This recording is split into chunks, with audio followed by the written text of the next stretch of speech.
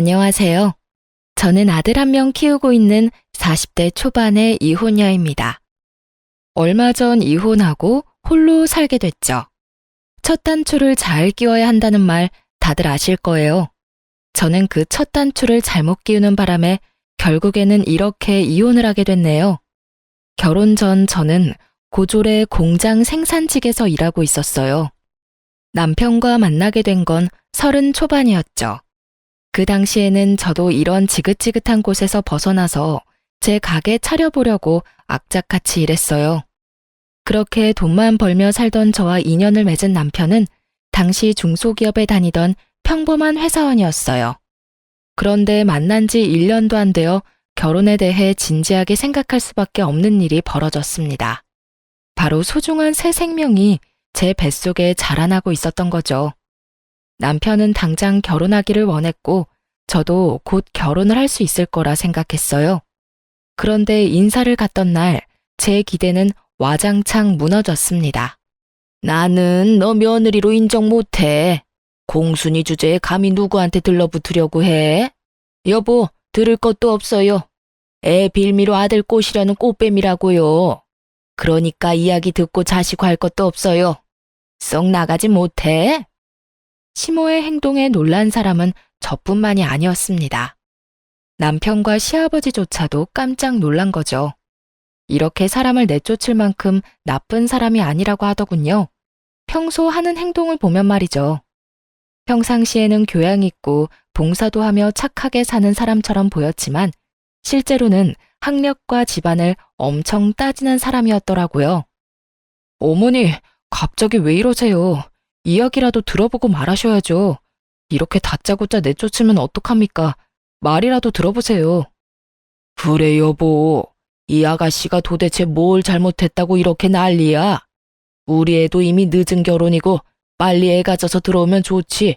왜 이렇게 유난이야? 시부는 늦은 결혼을 하는 아들이 손주까지 데려왔다는 사실에 그저 즐거워만 하셨어요. 내심 노총각으로 늙어서 손주 하나 못 보는 거 아닌가 하는 걱정을 많이 하셨던 것 같아요. 그렇지만 시모는 눈 하나 깜짝하지 않고 저를 천하의 나쁜 꽃뱀으로 몰아갔어요. 임신을 해서 결혼을 한다는 것 자체가 얼마나 교양 없는 짓이에요. 분명히 우리 아들 돈 보고 임신 노렸을 거예요. 그런 애를 어떻게 받아줘? 임신이 저 혼자 하고 싶다고 되는 건 아니잖아요. 예정에 없긴 했지만 그래도 둘 사이에 애정이 있기 때문에 전혀 문제 없다고 생각했는데 시모가 걸림돌이 될 줄 몰랐죠. 그런 시모를 보고 시부도 놀랐는지 제게 그러더군요. 아이고 미안하네 아가씨. 오늘은 일단 갔다가 다음에 다시 와야겠어. 이 사람이 지금 이야기할 상황이 아니네. 너도 어서 가. 그렇게 첫인사에서 저는 굉장히 불쾌한 상황을 마주할 수밖에 없었어요. 그런데 그 뒤에 더 열받는 일이 있었어요. 시모가 남편 몰래 저를 불러내더라고요. 인사를 갔다 오고 일주일도 안 된 주말이었어요. 약속 장소에 나갔더니 정말 드라마처럼 돈봉투를 턱하니 내밀더군요. 저는 어이가 없어서 시모 얼굴만 쳐다봤죠. 설마 아니겠지 하고 말이죠. 아가씨, 돈이 목적이면 내가 그 돈 줄 테니까 제발 우리 아들이랑 좀 헤어져줘. 응? 아니 생각해봐.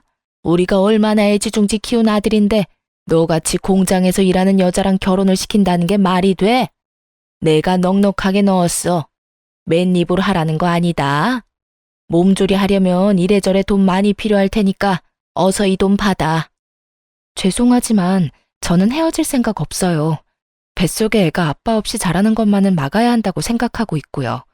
그 사람이 다행스럽게도 저와 뱃속의 아이를 책임져 주겠다고 했으니 저도 남편과 함께할 생각이에요. 제가 하는 말이 정답은 아니었는지 시모의 표정이 일그러지기 시작하더군요. 뱃속에? 그 애가 우리 손주라는 증거가 어디 있어?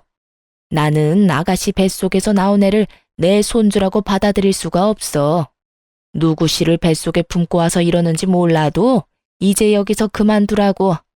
고졸의 공순이에, 아휴, 내가 말로 열거하자면 끝이 없으니까 여기서 접어. 세상에 많고 많은 여자 중에 왜 너같이 아무것도 없는 여자가 감히 우리 아들을 넘봐? 시모는 그렇게 이야기하고 돈도 놔두고 바로 떠나가 버렸어요. 저는 그 돈 봉투를 보며 어떻게 할까 생각을 했죠. 남편에게 물었더니 남편은 난감해하며 도와줄 방법을 못 찾더라고요. 하긴 시모의 극성맞은 모습을 보고 나서 움츠러든 남편도 이해는 갔어요. 하지만 이런 상황에서는 당연히 저와 아이를 더 중요하게 생각해줘야 하는 거 아닌가요? 곰곰이 생각하던 저는 정말 좋은 생각이 났어요. 저를 좋게 봐주던 시아버지가 떠올랐거든요.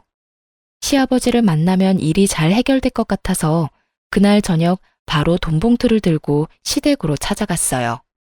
시모와 시부가 함께 있는 시간을 노려서 말이죠. 네가 여기가 어디라고 와? 당장 안 나가?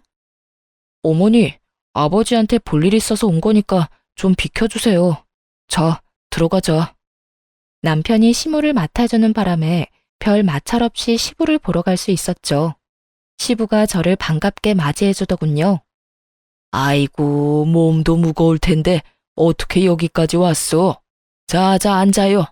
그래, 나한테 할 이야기가 있다고? 네, 여기. 저는 시모에게 받은 돈 봉투를 그대로 시부에게 돌려줬어요. 당연히 아무것도 모르는 시부가 의아해하며 눈을 동그랗게 뜨고 물었어요. 이게 뭔가? 아무리 생각해봐도 돈 받고 헤어지는 건 뱃속의 애를 생각해서도 안 될 일인 것 같아서요. 직접 거절의 말씀 드리려고 찾아뵀어요. 솔직히 임신을 저 혼자 한 것도 아니고 남편과 함께 임신했는데 아이가 다른 사람 아이 아니냐고 말씀하시는 거 듣고 저도 너무 억울해서 많이 울었거든요. 그 상황에서 이 돈까지 받으면 그게 진짜처럼 보일까 봐. 애 태어나면 바로 친자 검사할게요. 그러니까 제발 우리 애한테 아빠만은 빼앗지 말아주세요. 저는 눈물을 흘려가며 호소했습니다. 눈물을 흘릴 생각은 없었는데 말하다 보니 제 처지가 불쌍하고 열받아서 눈물이 나오더라고요. 그런데 제 이야기를 듣던 시아버지가 화가 머리끝까지 났는지 얼굴이 새빨개지더군요. 당신, 여기 와봐. 결국 시아버지가 시모를 불러들였어요. 당신 설마 돈 주고 헤어지라고 했어? 당신 제정신이야? 애들이 좋다는데 왜 당신이 나대고 난리야? 여보, 집에 사람 들이는 게 얼마나 조심해야 하는 일인지 몰라서 그래요? 아무나 들였다가 집안 풍비박산 망하기 일쑤인데 막말로 뱃속에 애가 우리 아들 애인지 아닌지 어떻게 알아요? 이 사람이 지금 당신 행동이 제일 문제인 거 몰라? 사람 아무나 들일 수 없는 건 맞는데 당신이 뭔데 맞다 아니다를 판정하는 거야? 고졸의 생산직이라는 게 그렇게 마음에 안 들어? 당신도 중졸인데 뭐가 그렇게 마음에 안 드는데? 개구리 올챙이 쪽 생각 못 한다더니 귀한 씨 품은 며느리 될 아가씨를 왜 이렇게 핍박하는 거야? 막말로 나이 40에 장가도 못 가고 있던 우리 아들 이제 드디어 번듯하게 자기 가정 꾸릴 수 있게 됐는데 뭐가 그렇게 화가 나는데? 여보, 그런 게 아니잖아요. 옛날이랑 다르게 요즘에는 얼마나 좋은 아가씨들이 많아요. 그리고 그런 여자들 말고 이 여자가 좋다잖나, 당신 아들이. 아들이 그렇게 귀하면 아들 마음 정도는 헤아려서 행동하라고. 이 아가씨랑 찢어놨다가 당신 아들이 당신한테 실망해서 얼굴도 안 보게 되면 그건 다 당신 탓이지. 이래서는 끝이 안 나니 내가 말하지. 이 아가씨 며느리로 드릴 테니까 싫으면 당신이 나가. 알아들었어? 결국 시아버지의 강경한 말에 희비가 갈렸습니다. 결국 그 자리에서 상견례에 대한 이야기까지 다 마쳤고 저와 남편은 결혼할 수 있다며 좋아했죠. 하지만 그 덕분에 저에 대한 시모의 앙금과 분노는 차곡차곡 시모 마음속에 정립이 되고 있었던 모양이었어요. 상견례 날 시모의 그 분노를 고스란히 느낄 수 있었거든요. 저희 집에는 아버지가 계시지 않아서 어머니 혼자만 나오셨거든요. 아버지는 제가 고등학교 졸업반일 때 한쪽 다리를 잃고 투병 중이다가 남편과의 결혼 이야기가 나오기 직전에 돌아가셨으니까요. 친정 어머니는 시장에서 야채를 파는 일을 하셨는데 한 번도 엄마를 부끄럽다 생각한 적이 없었어요. 여태껏 어머니 홀로 아버지 간병에 돈 벌랴 집안일 하랴 저와 남동생 돌보랴 고생하신 걸 너무 많이 봐서 저도 대학에 가지 않고 공장에 취직한 거였거든요. 대학을 가기에도 나쁘지 않은 성적이긴 했는데 장학금을 받을 정도로 잘하지는 못해서 결국은 취업을 선택했어요. 아버지가 죽고 보험금이 나오긴 했지만 밀린 병원비에 빚을 갚고 나서는 얼마 남지 않았어요. 그런데 어머니는 그걸 쓰지 않고 모아놨다고 했어요. 이거 저 결혼할 때 주겠다고요. 그만큼 마음이 곱고 여린 분이셨어요. 그래서 시모에게 나쁜 소리를 듣지는 않을까 걱정됐고요. 상견례 때 시모는 대놓고 저와 친정에 나쁜 말을 하지는 않았어요. 당연한 일이었죠. 시아버지가 두 눈을 부릅뜨고 있는데 그게 가능할 리가 없잖아요. 저희 집 사정을 듣게 된 시아버지는 10년이 넘는 시간 동안 지아비 병간호를 해온 저희 친정어머니를 보며 느끼는 게 참 많았나 봐요. 부모를 보면 자식을 볼 수 있다고 했는데 한결같은 마음으로 아버지 곁을 지킨 어머니를 보며 저도 그렇게 힘든 일이 벌어질 때도 남편을 잘 지켜줄 수 있을 거라는 생각을 하신 모양이었어요. 좋은 분위기에서 상견례가 끝나고 드디어 날을 잡자는 말까지 나왔죠. 그때 시모가 한마디 했어요. 솔직히 무슨 생각으로 딸 결혼시키는지 모르겠네요.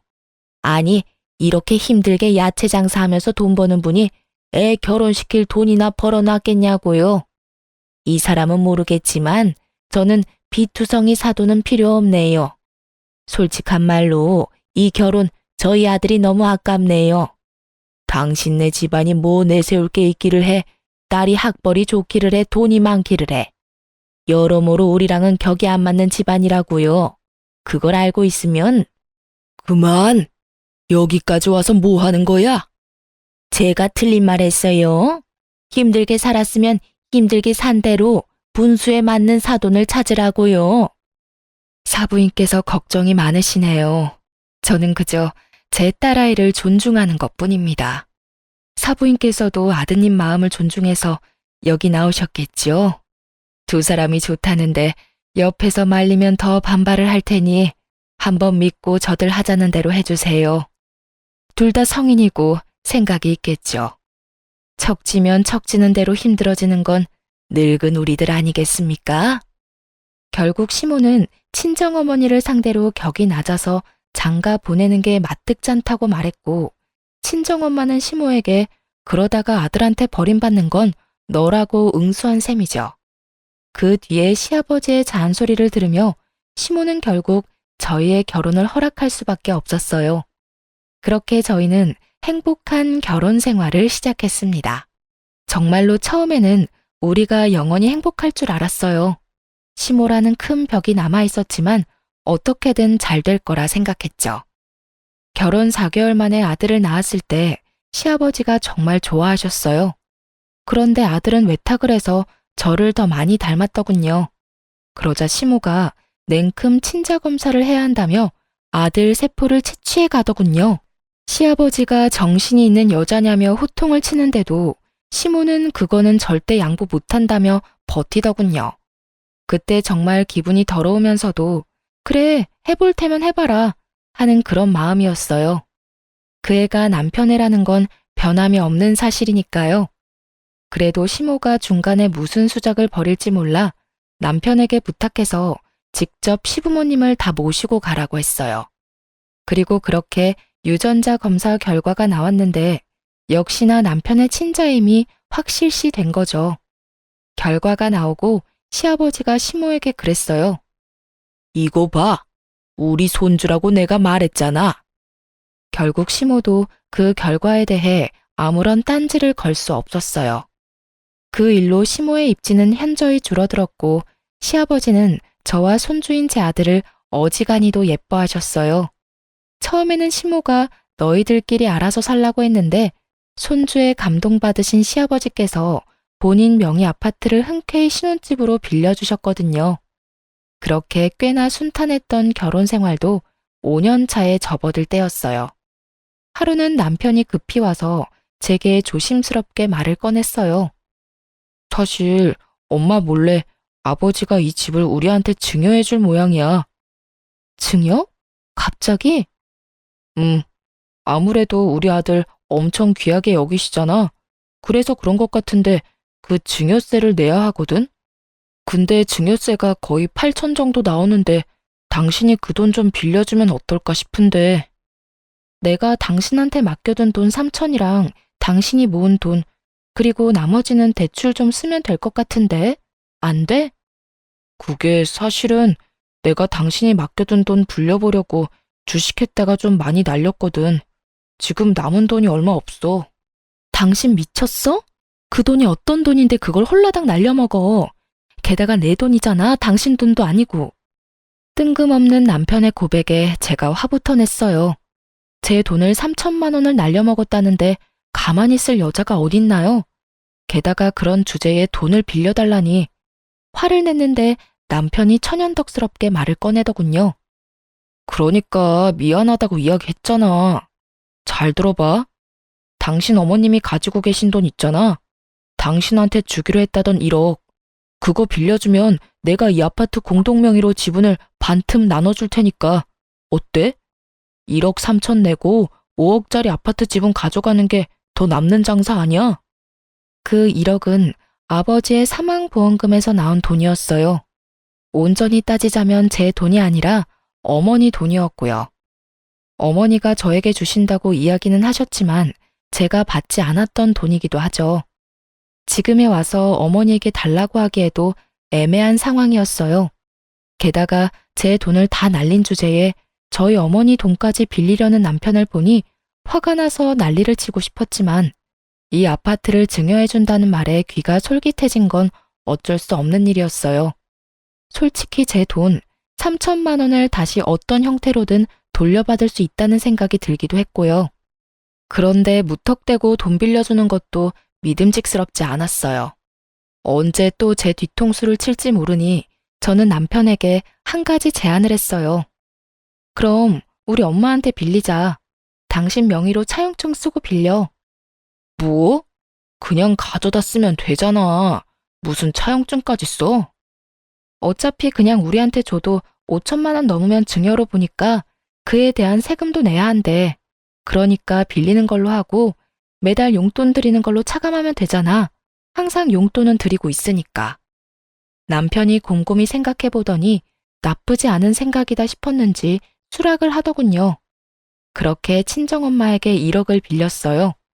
그 돈을 받고 나오는 길에 남편은 절대로 시모가 있는 곳에서는 증여에 대해 말하지 말라고 하더군요. 그리고 며칠 뒤에 남편이 문서 하나를 사진으로 찍어서 보냈더라고요. 신혼집에 우리 둘 공동명의로 된 등기부 등본이었어요. 저는 한 차례 마음을 놓을 수 있었어요. 이로써 이 집안에서 제 위치가 좀 더 안정됐다는 생각이 들었거든요. 사실 제가 이런 것에 관심을 가지게 된 건 모두 시모 때문이었어요. 시모는 결혼 후부터 이혼할 때까지 저를 며느리라고 다른 사람에게 소개한 적이 단 한 번도 없었어요. 시아버지가 없을 때 시모의 친구들이나 친척들에게는 단 한 번도 저를 며느리라고 소개하지 않았거든요. 처음에는 이것도 시간이 지나면 고쳐지겠지 싶었어요. 그리고 저도 시아버지가 없는 자리에는 나가지 않았고요. 그런데 하루는 시모의 친구 아들이 결혼을 하게 돼서 두 분이 결혼식에 가게 됐는데 시아버지가 당일 급한 일이 생겨 가지 못하게 됐어요. 시모가 차를 몰 줄 몰라서 타 지역에서 하는 결혼식장까지 가는 게 너무 힘들다며 저희에게 부탁하더라고요. 남편에게 이야기했지만 하필 남편도 그날따라 바쁜 일이 있어 가지 못하고 저와 시모 이렇게 둘만 가게 된 거였죠. 솔직히 안 가고 싶은 마음이 가득했지만 어쩔 수 없이 나간 자리였어요. 어머, 어서 와. 잘 지냈지? 함께 온 이 사람은 누구야? 너 딸은 없었잖아. 며느리? 아니야. 그냥 우리 집에서 일하는 사람이야. 오늘 차 태워줄 사람이 없어서 데리고 왔어. 아, 그래. 그 이야기를 뒤에서 듣고 있는 제 심정이 어땠는지 다들 짐작이나 하실 수 있을까요? 저는 수치심과 분노로 미쳐버리겠더라고요. 남의 잔치를 망칠 수 없으니 집에 가려고 나왔을 때 시모에게 따졌어요. 어머니, 아무리 제가 미워도 며느리예요. 그런데 어째서 친구분한테 제가 며느리라고 말씀을 안 하시는 거예요? 도대체 언제까지 저를 외부 사람 취급하시려는 거냐고요. 당연히 내가 널 며느리로 취급하지 않으니 넌 외부 사람이지. 내가 언제 너 며느리라고 인정한 적 있어? 단 한 번도 없어. 어머님이 이럴 때마다 제가 얼마나 억장이 무너지는지 아세요? 너 힘든 거랑 나랑 무슨 상관이니? 내가 하지 말라는 결혼했으면 이 정도는 네가 감당해야 하는 일이지. 그리고 너 그렇게 따박따박 어른들 말에 말대꾸하는 건 누구한테 배워먹은 짓이니? 네 엄마가 그렇게 가르쳤어? 이래서 없는 집 자식들은 안 되는 거야, 응? 위아래 구분도 없지, 예의라고는 눈꼽만큼도 없지. 이러니 내가 부끄러워서 어디 가서 이야기를 못해. 네가 내 며느리라고. 시모의 말에 진짜 돌아버리겠더라고요. 남편과의 그 결혼 기간 동안 시모는 전혀 변한 게 없더군요. 결국 내려오는 내내 저는 화난 얼굴을 하고 있을 수밖에 없었어요. 그런데 더 어이없는 일이 그 다음에 일어났어요. 차 안에서 저와 한 차례 언쟁을 하고 난 뒤 시모가 어디론가 전화를 걸더군요. 네, 사부인. 제가 너무 어이없는 경우를 당해서 전화드려요. 어떻게 자식을 키우면 이렇게 아나무인에 무례한 사람으로 키울 수가 있어요? 우더른한테 두 눈 똑바로 뜨고 따지지를 않나. 어른 하는 일에 참견하면서 말대꾸를 하지를 않나.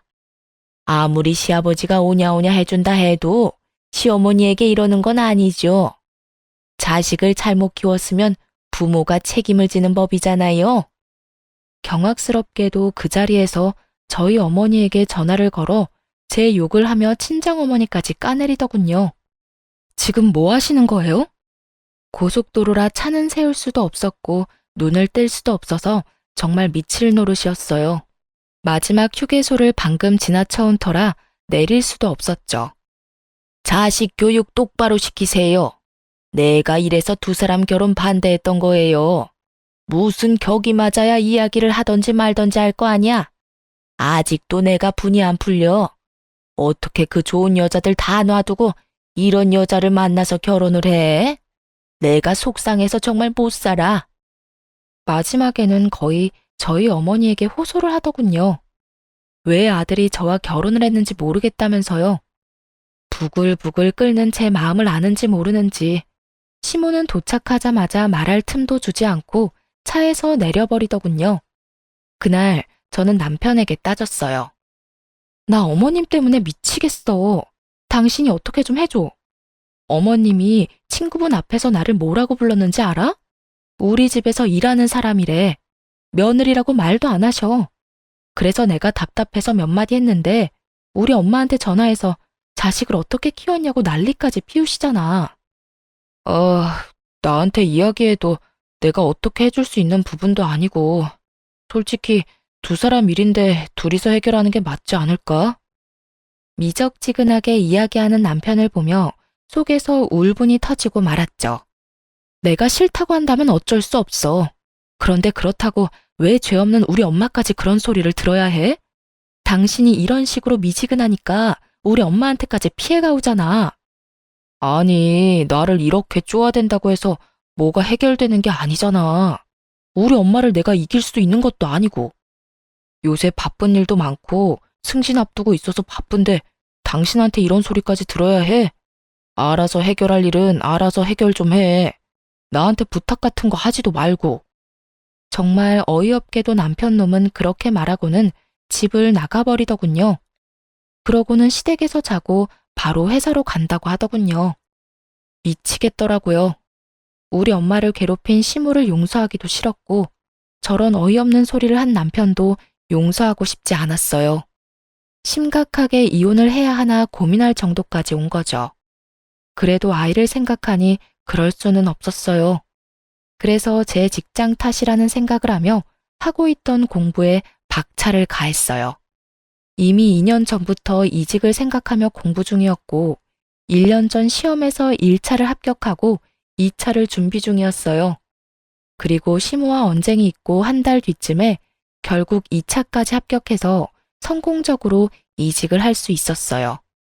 직장이 달라지면 시모의 행동도 바뀌지 않을까 싶었는데 바뀌는 건 없었어요. 그래도 조만간 바뀔 것이라는 믿음을 가졌어요. 그러다가 그날이 왔죠. 제 인생이 확 바뀐 날 말이에요. 그날은 제 조카의 재롱잔치가 있던 날이었어요. 남동생은 처와 일찍 사별하고 어린 조카를 혼자 키우고 있었거든요. 재롱잔치를 꽤 크게 하는 어린이집이었는데 가족들 4명까지 참석할 수 있다고 했답니다. 동생이 그날 일이 생겨 재롱잔치를 못 가니 어머니에게 부탁을 했어요. 그리고 부탁받은 어머니가 제게도 연락을 한 거죠. 그렇게 친정엄마와 저, 우리 아들까지 셋이서 조카의 재롱잔치에 참여했어요. 남편에게는 굳이 이야기하지도 않았고 이때쯤에는 남편의 잦은 야근과 출장으로 얼굴 보고 이야기할 시간도 없었고요. 그냥 조카 보러 간다고 이야기만 하고 나와서는 재롱잔치에서 열심히 동영상을 찍고 있었어요. 동생에게 보여줄 생각에 정말 열심히 찍고 있었어요. 그렇게 잔치가 끝나고 가족들이 와서 아이들을 데려가는 시간이 찾아왔죠. 그런데 옆에 있던 제 아들이 갑자기 아빠? 하더니 뛰어가더군요. 혼자 뛰어가는 애를 둘 수 없어 쫓아간 저는 참담한 광경을 목격하게 됐어요. 우리 아빠야. 아니야, 내 아빠라고. 한 남성을 사이에 두고 우리 아들과 아들보다 조금 어린 여자아이가 서로 자기 아빠라며 싸우고 있는 장면이었죠. 처음에는 해프닝이라고 생각했어요. 남편이랑 많이 닮은 사람인가 싶었는데 가까이 다가갈수록 남편이 너무 확실하더군요. 근데 갑자기 그 소란스러움에 한 여자가 등장했어요. 그 여자는 활짝 웃으며 제 남편에게 팔짱을 끼더니 이내 뒤에서 쳐다보는 저를 쓱 보곤 놀라서 팔짱을 놔버리더군요. 이내 아무 일도 없었다는 듯 자기 딸을 안아 올렸어요. 엄마, 우리 아빠잖아. 그런데 제가 계속 자기 아빠라고 우겨. 그 여자의 딸이 그렇게 말하는데도 그 여자는 자기 딸에게 아무런 말도 없이 굳은 표정으로 순식간에 사라지더군요. 옆에서는 수군거리고 난리가 났어요. 그 빵집에서 일하는 애 엄마 아니야? 재롱잔치에 이게 무슨 난리야? 설마 불륜이었어? 아니, 애 재롱잔치에 불륜남 데리고 오는 사람이 어딨어? 아니겠지. 근데 왜 저기서 도망가? 자기가 떳떳하면 네 아빠 아니란다 하고 알려줘야 하는 거 아니야? 수군수군 들려오는 소리를 놔두고 뛰쳐나가고 싶었지만 제 아들 때문에 그것마저도 할 수 없었던 제 기분을 다른 사람들은 짐작도 못할 거예요. 남편 앞에 와서 저는 남편을 조용히 쳐다봤어요. 아무 말도 안 하고. 그랬더니 남편 얼굴이 하얗게 질리기 시작하더군요. 저는 아들에게 말했어요. 남편이 들을 정도로 크게. 아들, 저 사람 네 아빠 아니야. 가자. 이 자리에서 당장이라도 남편을 추궁하려고 했지만 애들이 보는 앞이잖아요. 그래서 참았어요. 초인적인 힘을 이용해서. 그리고 집에 돌아오는 길에 남편에게 연락했어요. 전화를 안 받더군요. 그래서 문자를 보내놨어요. 당장 집에 들어와서 설명하라고요. 그런데 장장 일주일을 집에 안 들어오더군요. 결국 참다 못한 저는 상간녀가 차린 빵가게로 찾아갔어요. 그때 재롱잔치 때 몇몇 사람들이 그 가게 아니냐며 말하는 곳을 외워둔 참이었거든요. 혼자서 작은 빵가게를 운영하고 있더라고요. 가게 안으로 들어가니 2~3명이 빵을 고르고 있더군요. 그리고 곧 제 얼굴을 확인한 상간녀가 저와 눈을 마주치지 않으려 아주 용을 썼어요. 그러면 뭐해요? 뇌리에 이미 상간녀 얼굴이 딱 박혀버렸는데. 저는 태연한 표정으로 빵부터 샀어요. 빵빵한 크림이 든 것들로요. 그리고 계산을 했죠. 정당하게 주고 산 빵을 봉투 넣어주는데 제가 그걸 들고 상간녀에게 물었어요. 우리 남편 어딨어? 당신이 데리고 있는 거야? 당신은 알지? 지금 어디 있는지. 상간녀가 당황했는지 제게 그러더군요. 지금 영업 중이에요. 나중에 영업 끝나고 말할게요. 여기서 일하면 영업 방해라고요. 내 남편 상간녀한테 행방불명된 남편 행방 물어보는 것도 영업 방해야? 소송 걸고 싶으면 걸어. 나도 어차피 당신 상간녀로 소송할 거니까. 내 남편 행방 묻는 건 영업방해고 내 남편 꼬셔서 데리고 사는 건 잘못이 아니다. 뭐 그런 생각인가 본데 세상 편하게 사시네.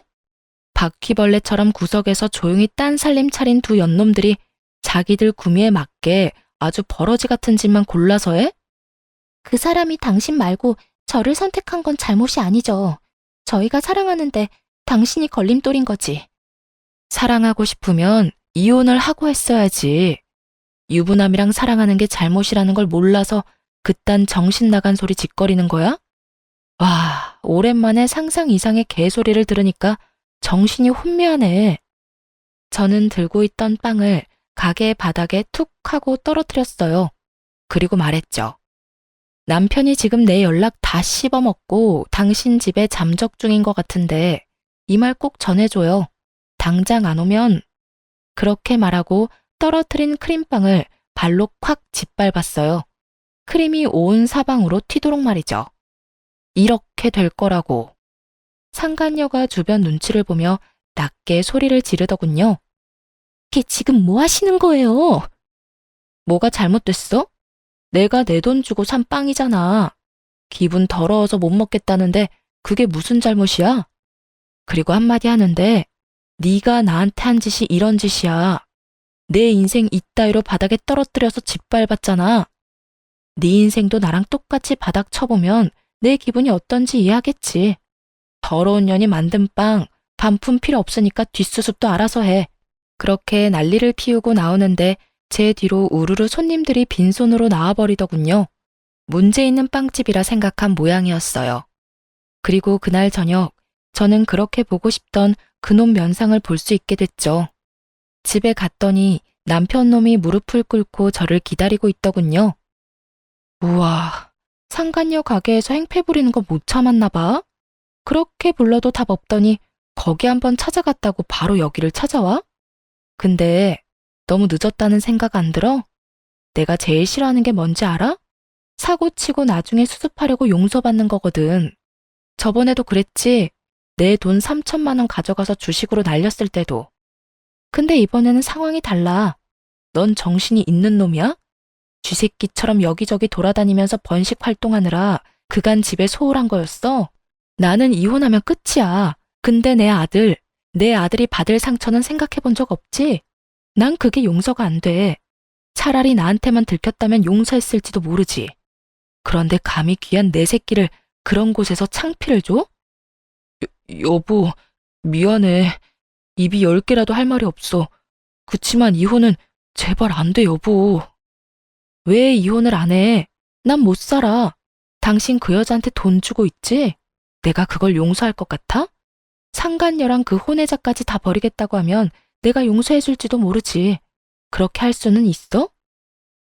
그건 그래도 친자식이고 매달 양육비로 돈도 지급해야 하고 그쪽에서 내가 친부라고 소송 걸어서 이기면 양육비는 무조건 줘야 하는 거라서. 아, 그 여자가 그런 식으로 자기 숨구멍 하나는 열어놓겠다는 생각이지? 불륜으로 바람 펴서 애를 낳아놓고 양육비는 받아가시겠다? 내가 그 꼴 보면서 살 수 있을 거라고 생각해?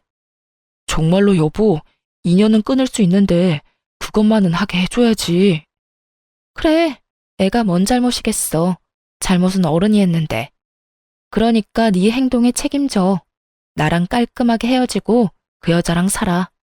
그년이랑 그년 딸이랑 하하호호 즐겁게. 근데 상간녀 학력은 좋니? 너희 엄마가 네 상간녀를 며느리로 인정이나 할까? 어딜 가도 며느리로 인정 안 하겠지. 불륜으로 집에 들어온 여자를 인정하겠어? 그 고고하고 교양 있는 너네 엄마가? 갑자기 엄마 이야기는 또 왜 해? 어쨌든 이혼만은 참아줘. 제발 부탁이야. 절대 이혼을 안 해주겠다는 남편을 데리고 시댁을 냅다 찾아갔어요. 그리고 까먹지 않고 친정엄마에게 받아둔 차용증까지 챙겨갔죠. 시댁 가서 남편이며 시모며 다 정리해버릴 생각으로요. 이미 제 마음속에는 이혼 말고 다른 길은 없었거든요. 고개도 못 드는 남편놈을 데리고 가니 시모가 꽥 소리를 지르더군요. 네가 여기는 무슨 일이냐? 용건 없으면 코빼기도 보이지 않더니. 무시하고 들어가니 다행히 시아버지도 계시더군요. 저는 모두가 보는 앞에서 남편과 상간녀, 상간녀의 딸과 제 아들이 마주한 그 개판 같았던 날의 동영상을 틀어줬어요. 이게 뭐야? 예상대로 시아버지가 깜짝 놀라더군요. 아버님, 저 이 사람하고 이혼하려고요. 바람도 폈는데 애까지 있어요. 근데 이 사람이 이혼을 안 해주겠대요. 그 여자랑 관계도 못 끊을 거면서. 어떻게 저한테 이럴 수가 있어요? 우리 아들이 얼마나 상처를 받았는지 이 남자는 생각도 없어요. 그 여자랑 모든 관계를 끊으랬더니 그것도 못한다잖아요. 그런 제가 남편과 결혼 유지할 필요가 있겠어요? 그러니 공동 명의로 된 우리 신혼집 팔고 저희 어머니가 빌려준 1억이랑 제 돈 3천만 원 먼저 돌려받고 싶어요. 잠깐. 너 무슨 말 하는 거냐? 신혼집이 공동명의라니. 시아버지가 처음 듣는 것처럼 눈을 동그랗게 뜨고 제게 되묻더군요. 저야말로 당황해서 차용증을 내밀며 말했죠. 아버님이 그때 남편한테 집 증여해준다고 하셨잖아요. 남편이 그때 돈 빌려가서 공동명의로 해준다고 했는데. 저는 쎄한 느낌의 남편놈 얼굴을 쳐다봤어요. 똥 됐다는 표정으로 눈만 질끈 감고 있는 남편놈 얼굴이 보였죠. 나는 증여를 한 적이 없다. 너 이게 무슨 이야기인지 당장 말해봐. 남편이 아무 말도 못하고 우물쭈물 하더군요. 시아버지가 버럭 노정을 질러댔어요. 그 돈 어디다 썼는지 말하라고 했지? 여자 가게 낼 때 빌려줬어요. 1억 3천만 원. 그리고 딸 양육비로도 좀 주고 그랬어요. 아이고, 이런 미친놈을 봤나? 불륜을 제 돈으로 한 것도 아니고 제 마누라 돈으로. 시아버지의 집은 증여가 된 게 아니었고 제게 보여준 건 위조된 문서였던 거죠. 당황해서 열받은 저보다 더 화가 난 게 시아버지였습니다. 바람이 난 것도 모자라서 지금 간도 크게 이 애비 집으로 사기까지 쳤어? 네가 정신이 있는 놈이냐 없는 놈이냐? 도대체 뭐가 모자라서 바람을 피웠어? 아버지, 어쩌다 보니 그렇게 된 거예요. 그리고 지금은 와이프보다 그 여자한테 더 마음이 가고. 이놈, 그걸 말이라고 해? 조강지처가 두 눈 부릅뜨고 앉아있는데 뭐? 내가 너를 그리 키웠어? 누가 책임감 없이 싸지르고 돌아다니라고 했냐? 너 어떡할 거야? 지금 이 상황 어떻게 수습할 거냐고? 어떻게 하긴요. 아버지가 돈 좀 빌려주시면. 안 된다. 절대로 못 빌려줘. 네가 알아서 처리해. 왜 네가 싸지른 똥을 내가 치워야 한단 말이냐? 아유, 여보. 헤어지고 싶다는데 그냥 헤어지게 내비둬요. 왜 당신이 화를 내요? 얘네 결혼할 때 당신이 아들이 좋다는데 결혼시켜주자고 그랬잖아요. 이제는 아들이 싫다는데 그럼 당신 논리대로 이혼 도와줘야죠. 시모는 이 상황이 아주 신나서 열심히 나오는 대로 짓거리더군요. 그 꼴을 보기 싫었던 저는 시모에게 말했죠. 어머님은 저희 어머니한테 들을 말 있으시잖아요. 당장 통화시켜 드릴까요? 제 말에 시모가 어이없다는 표정으로 저를 보더군요. 갑자기 사부인에게 전화를 왜 하니? 남편이 불륜을 저질렀잖아요. 그렇게 나쁜 짓을 했는데 그럼 저희 어머니한테 전화를 하셔서 사과해야죠. 너희 일은 너희가 알아서 하는 거지. 어째서 내가 사부인한테 전화를 해? 어머님께서 저번에 친정어머니께 전화하셔서 막말하셨잖아요. 제 학력이 낮아서 어디 가서 며느리라 말하기 부끄럽다고 윽박질렀잖아요, 우리 엄마한테. 고속도로 위에서 자식 교육 똑바로 시키라고 전화한 거 기억 안 나세요? 기억나게 해드릴까요? 블랙박스 녹음본도 있는데. 제 말에 시아버지가 깜짝 놀라더군요. 시모는 제 말에 시부 눈치만 보고 있고요. 너는 왜 그런 말을 여기 와서 해? 이혼하려면 곱게 헤어지면 될 거 왜 여기 와서 설쳐? 나가. 당장 나가서 너희들끼리 이혼을 하든 말든 마음대로 해. 당신 설마 지금 한 말이 다 사실이야? 지금 사부인에게 그런 짓을 한 게 진짜냐고? 여보, 그게 아니, 며느리가 먼저 사람 속을 긁잖아요. 그래서 제가 화가 나서 사부인한테 한마디 했죠. 그게 무슨 잘못이라도 돼요? 자식 잘못 키웠으면 잘못 키운 사람이 욕먹는 거야 당연한 거고. 당연? 뭘 어떻게 생각하면 그게 당연한 일이 되는 거야? 아이고, 마누라며 아들이며 갑자기 이게 다 무슨 일이야? 그렇게 교양거리더니 당신 교양은 어디다 팔아먹었어? 자기가 뭘 잘못한 건지도 모르고 감히 나한테 큰 소리를 쳐? 내가 미쳤지. 저런 인간들도 가족이라고 여태까지 그 고생을 하며 먹여 살렸다니. 나가. 당장 나가. 그리고 아들 너는 그 집에서도 나가. 공동명의? 증여? 네가 뭔데 맘대로 내 집을 증여했다고 사기를 쳐? 둘 다 꼴도 보기 싫으니까 이 집에 2번 다시 올 생각하지 마.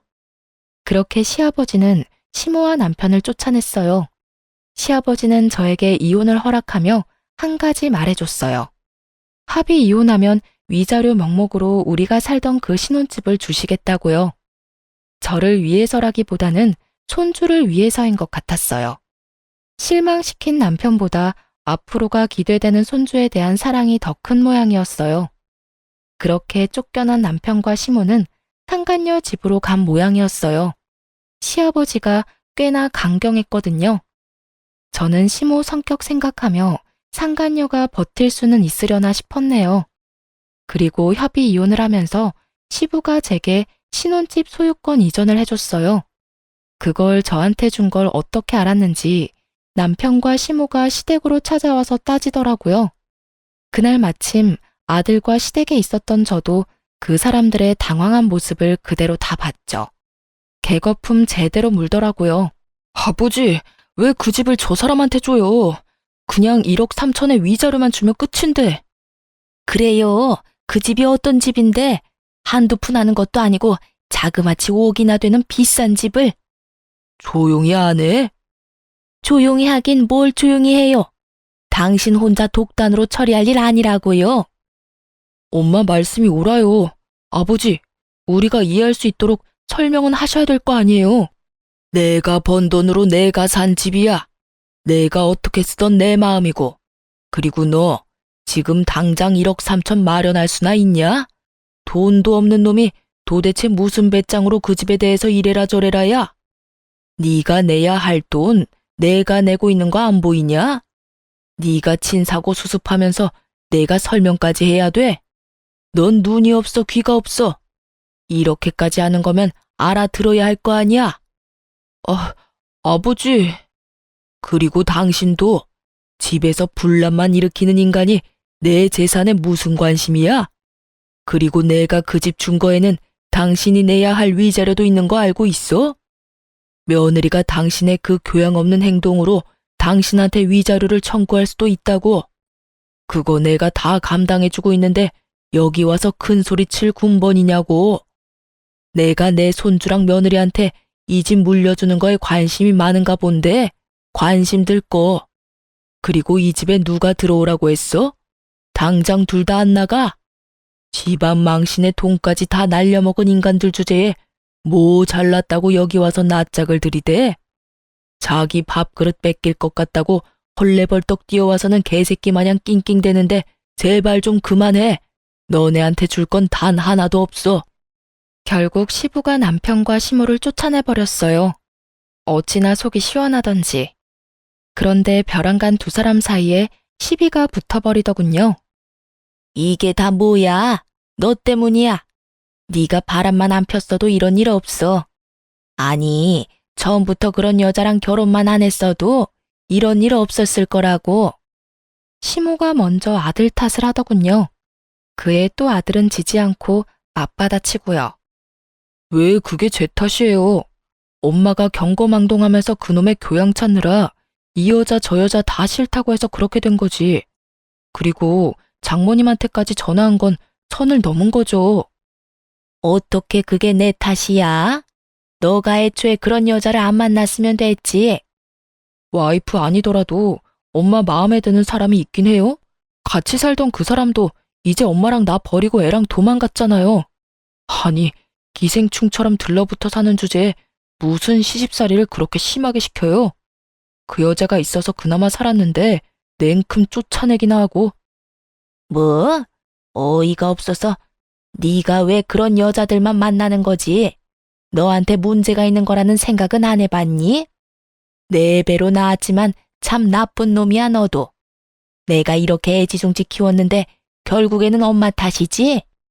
엄마가 잘못했으니까 탓을 하는 거죠. 쫓겨난 주제에 주인처럼 굴면 누구라도 화내겠죠. 엄마랑 있어 보니까 전 부인이 왜 그렇게 나더러 닥달을 했는지 알겠어요. 안 보는 게 속 편하지. 어휴. 결국 둘이서 집 앞에서 싸우다가 다시 나온 시부의 노성에 결국 깨갱하고 돌아가 버리더군요. 그렇게 시아버지 덕분에 깔끔하게 협의 이혼을 할 수 있게 됐어요. 그리고 시아버지에게 감사해하며 손주와의 시간은 항상 원하시는 대로 해드리고 있어요. 앞으로는 전 남편 같은 인간 또 만날까봐 아들만 잘 키우며 살 생각입니다. 아들도 아버지의 행동에 대해 상처를 많이 받아서 이런 상황에 제가 연애나 하고 돌아다니면 더 깊은 상처를 받을까봐 각별히 조심하고 있어요. 뭐 너무 크게 되어서 남자 만날 생각도 없지만요. 쓰고 보니 참 제 인생도 파란의 연속이구나 싶긴 하네요. 그래도 사람이 살다 보면 굴곡진 인생도 사는 법이고 저만 그렇지는 않을 거라는 생각도 들어요. 저보다 더 황당한 경험을 하는 분도 계실 거고요. 저 같은 사람도 있고 어떻게든 극복했다는 걸 알려드리고 싶어서 제 이혼 사연 써봤어요. 글 읽어주셔서 감사합니다.